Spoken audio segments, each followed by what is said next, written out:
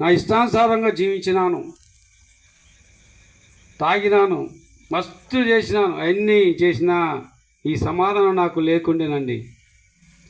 2001 సంవత్సరంలో దేవుని మందిరానికి వెళ్ళిన తర్వాత, ఈ మాటలు విన్న తర్వాత,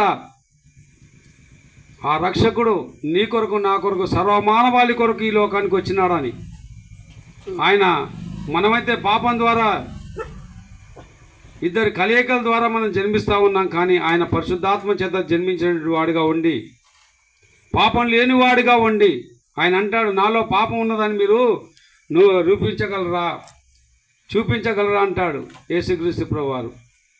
యేసు అనగా రక్షకుడు, క్రీస్తు అనగా అభిషేక్తుడు, దేవుని ఆత్మచేత అభిషేకించబడినటువంటి వాడిగా ఈ లోకంలోకి వచ్చినాడు. ఆయన ఎందుకు వచ్చినాడంటే నీకు నాకు సమాధానము, నెమ్మది, పాప క్షమాపణ, చనిపోతే నరకం నుండి రక్షించడానికి ఈ లోకానికి వచ్చి నీవు నేను చేసిన పాపములను తనపై వేసుకొని మనకు బదులుగా ఆయన శిక్షను, శ్రమను ఓర్చి ఆ కలవరిశిలపై పంచగానమును పొంది రక్తంను కార్చి మరణించి సమాధి చేయబడి 3వ దినమున సజీవుడిగా లేపబడినటువంటి వాడిగా ఉన్నాడు.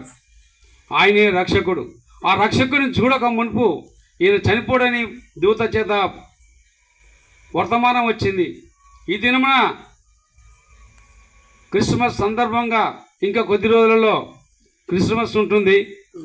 ఆ క్రిస్మస్ సందర్భాన్ని మేము తీసుకొని ఈ మాటలు దేవుడు మీ యొద్దకు తీసుకొచ్చినాడు.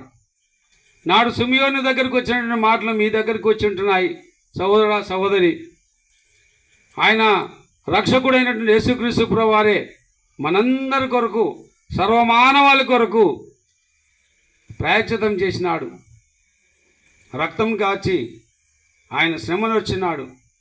చేతుల్లో మేకులు, కాళ్ళలో మేకులు, పక్కలో బల్లెంతో పొడవబడినారు. మనకు చిన్న ముళ్ళు గుచ్చుకుంటేనే ఎంతో బాధపడతాము, ఎంతో ఇబ్బంది పడతాము. కొద్దిగా నొప్పి ఉంటేనే అమ్మో అని చెప్పి మనము ఇబ్బంది పడతాం. కానీ మనందరి కొరకు ఆయన మనకు రావాల్సిన నింద, అవమానాలు ఎన్నో ఆయన ఓర్చుకొని సమాధి చేయబడి 3వ దినం సజీవుడిగా లేచినటువంటి వాడిగా ఉంటున్నాడు. యేసుక్రీస్తు ప్రభువారిని, అయ్యా నా కొరకు నీవు ప్రాయశ్చితం చేసినావా?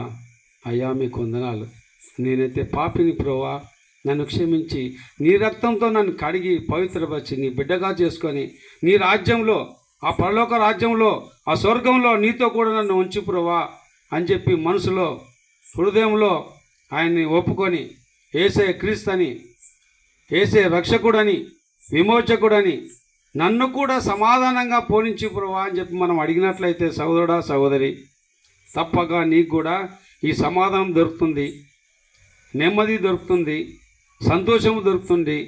అంతకన్నా మిక్కిలి పాప క్షమాపణ కలుగుతుంది. ఆ పాప క్షమాపణ కలిగినటువంటి వారంగా, అంత మాత్రమే కాకుండా మన హృదయం ఎంతో చెడిపోయింది, నీ హృదయంలో కూడా ఆయన వచ్చి ఉండి నిన్ను సమాధానంతో పోనివ్వాలని ఆయన కోరుతూ ఉన్నాడు, ఆశపడుతూ ఉన్నాడు.